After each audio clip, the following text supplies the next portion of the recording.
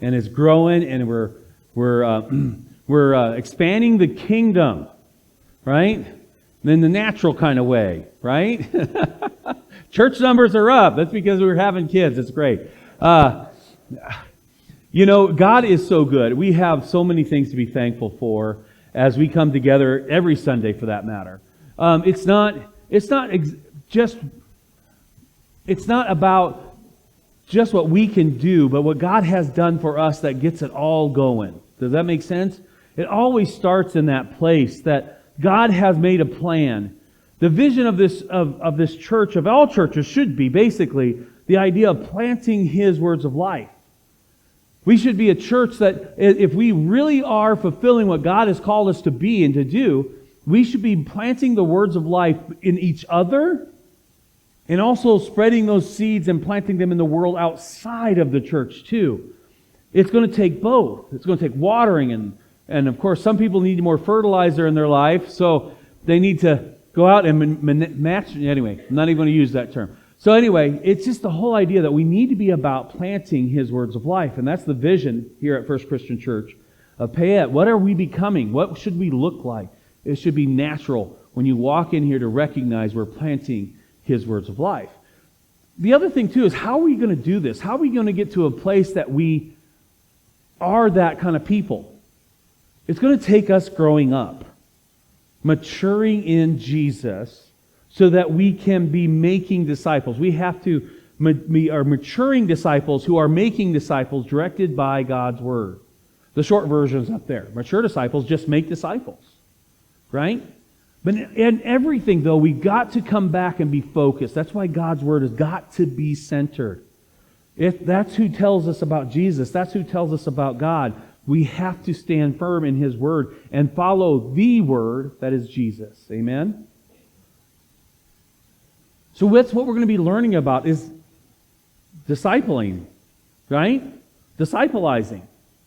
And first we have to understand the process that we're going through. Last week I talked about what God has done.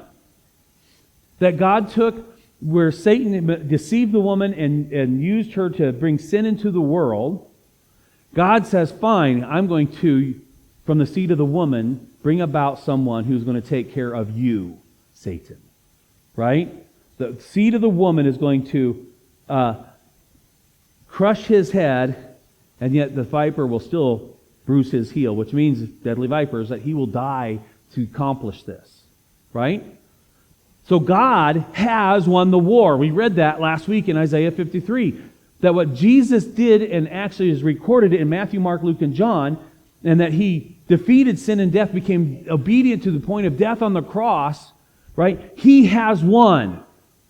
He fulfilled what He said He was going to do when He cursed the serpent.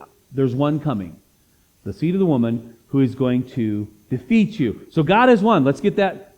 Any questions? All right, good. Number two, though, is we need to understand that we are in need. We need to be under His authority. We were designed that way. He created us. This wasn't happenstance. This wasn't evolution and then God shows up and takes over. No, He created it. And because of that, He has authority. He is God. It's not my good old buddy Jesus, right? I mean, He is our friend, but He's so much more than that too. It's like being friends with a king. When you're in his country, he's still a king. And you don't just traipse, just because you're old good buddies, you don't just traipse into his presence anytime you feel like. There's rules, right? Certain guards are going to have a problem if you just walk by, hey, we're friends, it's good. Right? Can I see your identification? Are you on the list? Are you, they're going to be asking you a lot of questions, if not being detained, right? We need to understand that we need to be under His authority. If we're really going to be free, we've got to live lives differently. And that's what we're going to be talking about, as being disciplized is a process. Right? It's a process. Making a disciple is a process, not a sales pitch. A lot of times we're frenzied into buying something or frenzied into following something because everybody's really excited about this new product. Everything's great.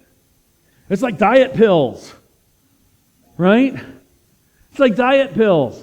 Oh, you take this and you just sleep and it just burns the fat off. Right? Well, I can tell you the only thing it's going to burn off is your pocketbook. That's the only thing they're really, the only fat that's going to be trimmed is how much money is in your account. It's a gimmick. It's a sales pitch. What we have to do is that all beginnings to becoming a disciple starts with recognizing our need for God. How many have been in a place of turmoil in your life? And in those places of turmoil, right, that's when we go, I wonder if there's a better way to live my life. Have you had those coming to Jesus moments? Man, I have. More than once, maybe. Right?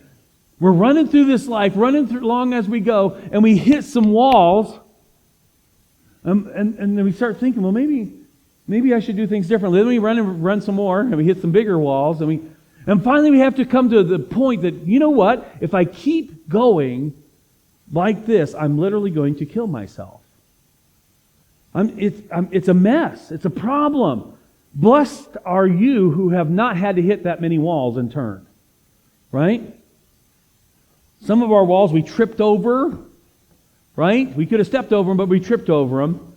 And it got us to think, and we started going the other direction. Other of us, man, we had to run into some hard ones, clamber over them, climb up ropes, get to the next wall so that we can smash into that one. We got the foreheads to prove it. Right? But we need to understand our need for God. Otherwise, we'll never change. We have a need. It's, again, becoming a disciple is like losing weight. There isn't a quick fix in losing weight, is there? Even for those who have went through the surgeries to from the bands to the sleeves to the cutting out things to yada, yada, yada. If you don't change your habits, guess what happens? Your body just adjusts and you keep the weight on anyway. Right? And so the reality is we're going to have to make some major changes in our life if we plan to lose weight and to keep it off, right? There's no shortcuts. It's going to be hard. It's going to change your diet. You're going to have to stop making so many cookies in your own house. You're going to... Just a joke between my mom and me. You're going to have your mom stop bringing you cookies to your house. You're going to have to get off your blessed assurance. And sorry, I'm allergic to that exercise word. I'm sorry. And actually do some exercise. You're going to have to change things. Especially if you're going to, I lost weight, but I still can't hardly get off the couch because I haven't done anything with my body. Right? It's going to be a whole different lifestyle if you're going to think differently about food, about life, and about how you're going to live your life if you're actually going to lose weight and keep it, right? Make sense? Nobody went out to their first day and said, you know what? I've turned over a new leaf. I think I'm going to go run a marathon. Right? I think I'm just going to start running and get that 27 point whatever kilometers, whatever silly nonsense that it is. And no. Nobody's went out and just said, I'm going to start running marathons today and start running them. So why do we think that becoming a follower of Jesus is going to be any different? Right? I've been eating my way into this position. I've been lazying and sitting on the couch to get myself into this position, and I'm going to have to make some changes. So becoming a disciple is very similar to this. Now this sermon, man, I had some struggles with it because it's not easy. It's going to be hard. I hope actually that some of you get a little mad at me because this is a tough sermon, but Jesus spoke these words.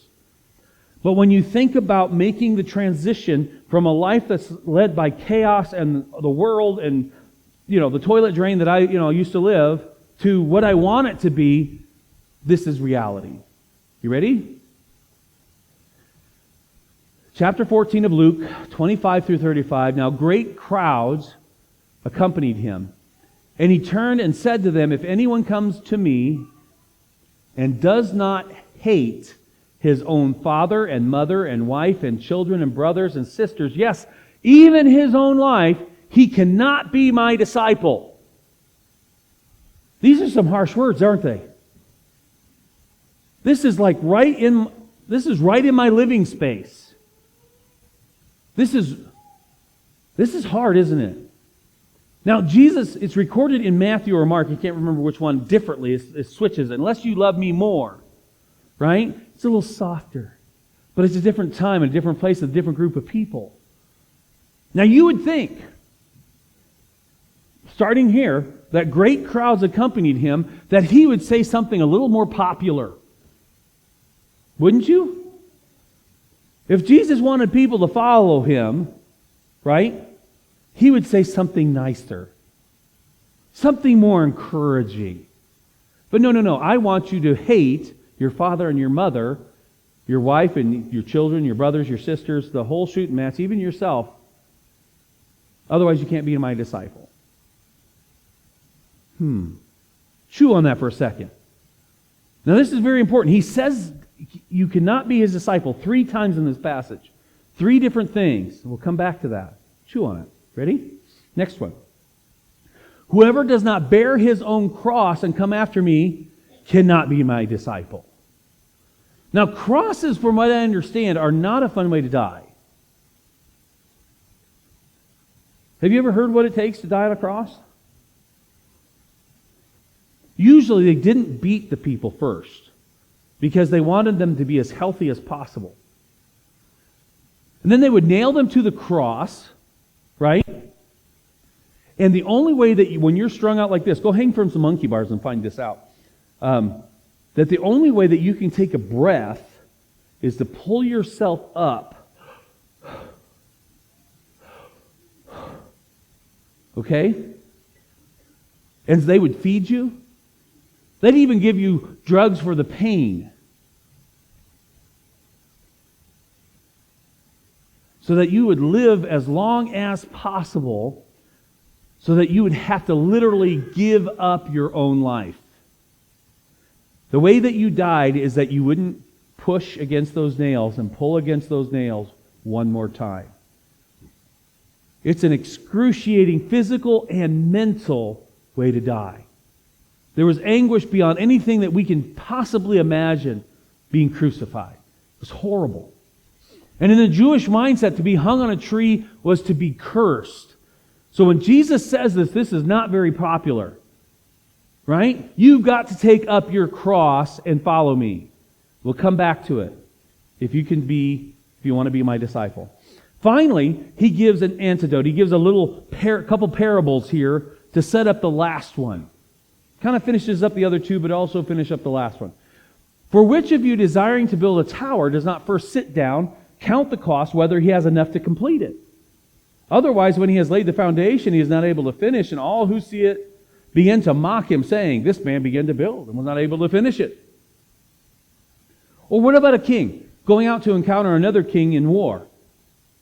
Will not sit down first and deliberate whether he is able with his 10,000 to meet the other guy with his 20,000? And if not, while the other one is yet a great distance off, he sends out a delegation and asks for terms of peace.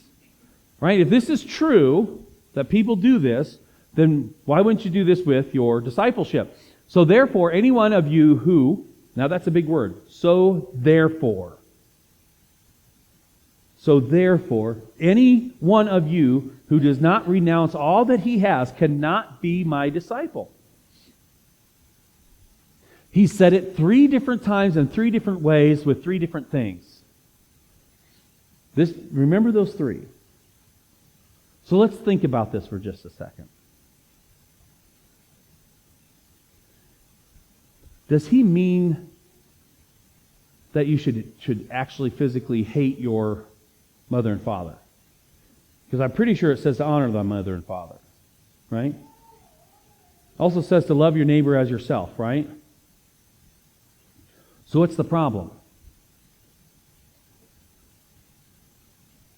Listening to all those people, including yourself, before you listen to God. We hear all those voices, all those people, right? And they're all commanding what we should do with our lives. Moms, I know this is personal, but we allow us raising our children to become the thing instead of a thing. And we tend to do whatever we have to do to raise up those kiddos great, but we stop listening to what Jesus is actually calling us to do. Right? Dads, we listen to our wives over listening to Jesus a lot. We try everything in our power to please them, so we start actually liking our kids. Right? Start trying to engage with our children because that's what their moms want. But are we really listening to Jesus in the process? We're buying them every last gift, every last toy, every last car seat, every last whatever, instead of following Jesus. Right? Now, I'm not saying that those things are all bad. I'm just trying to get us to understand that God has called us to something greater. Right? And when those things are taking us away and turning us away from what God has called us to be, then we need to think differently. Right? I've heard this over and over again. I would go to church if my spouse would. I've heard it from both sides. If my spouse would come to church, I'd come to church. Then you're listening to the wrong person. Right? You have your priorities in the wrong place. Jesus has called us to be different. If we're listening to them, we're not listening to our Lord. Right? Who's going to be Lord of your life?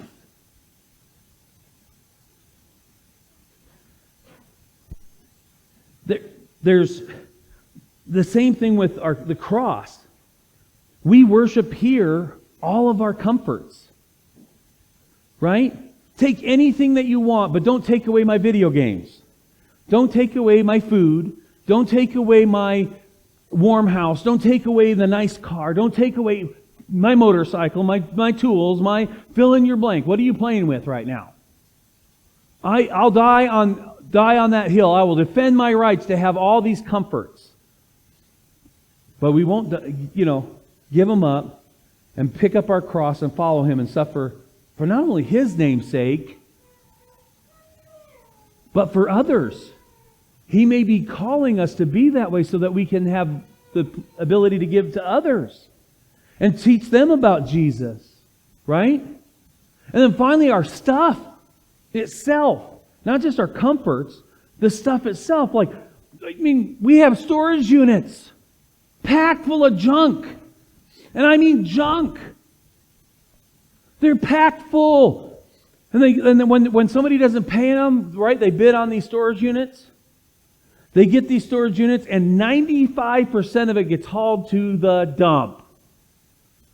Right? There's a few things in there that make it worth their time, that maybe some tools or something else like that they end up making maybe a little money off the deal or at least breaking even, but the rest of it is hauled to the dump. It's junk. Yeah, but my second cousin's niece gave that to me and it was so precious and it was so pretty and it was hauled to the dump. Right? But no, oh man, I got to hold on to this stuff. I'll fight to the bitter end to hold my stuff, then follow Jesus. He may be calling you to go somewhere that you don't want to go. He may do something that your spouse or your children or some other people aren't so keen on. Right? But are you going to go? Are you going to listen to Him or not? See, that's the whole point. It's like you want changes in your life. You want to lose the weight. And you know that it's going to be this exercise thing and diet thing and all these different changes. And you know you've got to figure out something. You can't do the crash diets. The keto thing, that's great, but you can't live there. So you're going to have to figure out something else. Right? There's lots of great diets. You can go on a salad diet and lose 50 pounds in a month and a half. Right? But that doesn't stay. You're going to have to be disciplined beyond that. You're going to have to be exercising. You're going to have to do a whole lot of things to make that change. And that's what Jesus is calling us to do, is that it's going to take a whole different way of looking at life. both how we think, about what's important in our hearts, and about what our hands do and what they're for. He's rescued us. Just imagine this step I'm going to take is over the edges of the Grand Canyon. If you've ever stood there, it's a long ways across. And He's going to pluck us up and He's going to move us to the other side. But the other side leads us up a mountain. That the end point, the end goal is to be totally different from one end to the other. And who we listen to first and foremost and follow is Jesus. Right? Francis and Lisa Chan wrote a lovely book together called Together Forever. And the first thing he says about marriage is that we both need to be on mission. If you want a marriage that lasts and a marriage that grows, is we both need to be on mission. We both need to be following Jesus and encouraging each other more and more to grow closer to Jesus. If you try to grow closer together without trying to grow closer to Jesus, you leave Him out. He's still way up here and you're way down here. And guess what happens when two numbskulls hit together? Right? Bong, bong, bong. So we need to grow closer to Jesus, and that triangle shrinks and you become, right? So we're supposed to encourage each other to follow and be more like, Jesus.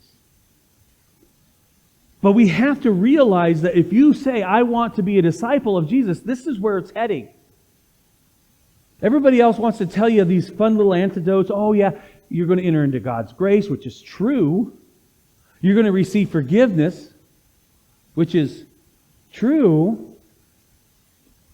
But for what? So you can enter into His kingdom.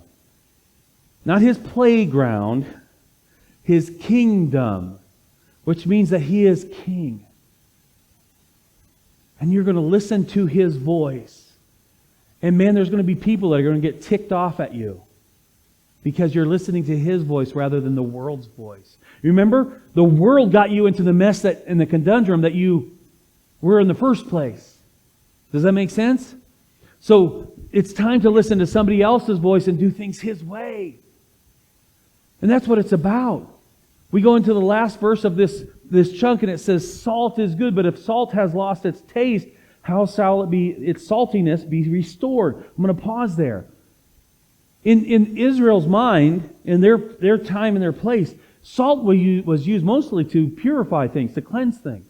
Meaning, the two little fishies that were offered with the bread that they fed the 5,000 with, they had been cured with salt.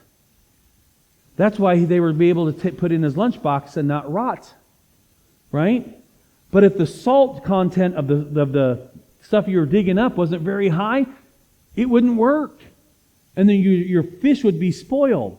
And then that material isn't good to do anything but to really, well, he says it's not good for the soil because it kills the plants because it's still got some salt in it. And yet it's not good for the manure pile, which would feed the plants. That's how you fertilize your gardens, right? It's just thrown away. So are you salt? Are you entering into this discipleship thing with the realization that I need to grow and be purified? I need to come to a place where I can't decompose anymore. He wants us to grow. It's a process, though. It's not like I've never baptized anybody and they pop up out of the water and walk across the top. Right? I'm still waiting for that day. I'm still waiting that everything is perfect and everything's great. But I've never seen it happen. It's a process. God brings us over the Grand Canyon and now we're on the journey. But understand that the journey is heading somewhere. He wants to change everything and purify you, make you whole. That's the whole thing. Jesus is Lord. He always has been, always will be. He is Lord. Whether you willfully place yourself in that position is up to you. But we know that if we're going to become disciples, followers, He is Lord. He is King of Kings, Lord of Lords. He is above everything and everyone. All of our stuff, over our dogs, over everything. Therefore, if Jesus is your Lord, I want you to understand that you're on a journey. You are no longer feeding and exercising of the things of this world. Right? You are going to change your diet of what you intake and how you do things. And instead, you're going to be feeding on the one who can preserve you like salt. People will see that you're different, that you're not corrupted anymore. Right? Yeah, we're going to still struggle. We're going to have, this and that's and the others. Because it's a journey. But the point is we're going through the process of being preserved until He comes and pulls us out preserved. Right? He's the one that's going to be doing this in our lives. Feeding on the one who can preserve. You got to be taking Him in. John chapter 6 says that we need to be feeding on Him, chewing on Him. Why? Because He's the one that brings life. And there may be people in your life right now that you may need to cut off because they're talking in your ear all the time about leaving Jesus, doing something different. Why are you bothering going to church all the time? Why this? Why that? They're constantly pushing against who you want to become. Are you going to listen to their voice or are you going to listen to His voice? Well, you have rights, Chad. You should be angry. You should just tell her what for. We need to talk. But the reality is God is calling us to be different and to handle things differently in all aspects of our life. And that's why He uses the three. Remember, she was tempted in the garden by three things. It was pretty, right? The fruit of the tree of the knowledge of good and evil was beautiful. Amazingly sparkly, type stuff. It was good for food. Filled the desires of the flesh, right? There was the desires of the eyes, the desires of the flesh. It looked great. And then the pride of life, it was good to make someone wise. Right? And Jesus is saying, no, throw all that stuff away and follow me. Because in the end, do you trust Him? Well, yeah, I trust Him, but I don't really want to give up my fill in your blank. I know that show's got a lot of sex scenes in it, but what about those books that I'm reading that with all the romance and the sensuality and all that kind of stuff? What about the pornography? What about fill in your blanks? Yeah, but then we pull out the guitars and we sing, His grace is enough. It's true to bring you to a place of change. Because what you want, and what I want anyway, is I don't want to be living in my own power anymore. Right? I know what kind of mess I make of my life when I live in my own power. I want to live under the one who actually knows how I work. The one that created me, He actually knows how to wind it up and make it move around and do funny things. Right? He is the one that knows how I'm supposed to run and live.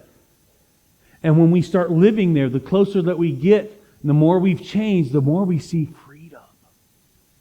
Right? Freedom. I don't have to play all the games of the world. I don't have to do all this other stuff. I don't have to chase every last sparkly. Right? I can be free. See, a disciple is one who is following, that is learning stuff, understanding, seeing how Jesus does things, gaining knowledge, who is being changed by the heart, changing our actions, changing, how we really start reacting to different things. So there's head knowledge versus who we are. And then finally, that leads to the pursuing of His mission. The hands and feet of Jesus. Right? We first have to know it. It has to change our hearts. And then it should show up in our hands. That's what a disciple is. One who is learning not only it's not like a carpenter. I'm watching the guy, nail things up there, and pretty soon I'm doing the cuts. And well, that's great. I learned a trade. But Jesus wants to teach you how to live your life, all of it. Amen? The whole enchilada. It's being a disciple now. Becoming a disciple is realize that when we step over that, let God pluck us up and set us over the Grand Canyon, that His expectation is this: a changed life. Right? And that may mean it seems like hate to our mother and our brothers and our fathers because we don't listen and do the same shenanigans they do anymore. It may seem like, we're picking up our crosses, and it may cost us our very lives. Don't take me wrong. Following Jesus may cost you your very life. But it's going to change what you think is comfortable. It's going to change what you should be living on so that you have maybe more to help other people or spend more time sharing Jesus with others. Things like that. I don't know what that looks like, but you've got to take up your cross. What are you willing to give up? And finally, your stuff. Do you need the big truck? Do you need the extra cars? Do you need all these other things? Is it interfering with your disciplizing others? And those are things that we're going to get to in this series. A lot of you have made that step. You've stepped over that, allowed God to pluck you up and move you over the Grand Canyon. The question is, do you understand fully who you're following? Is He your king? Or is He just your friend? Are you a follower or a fan?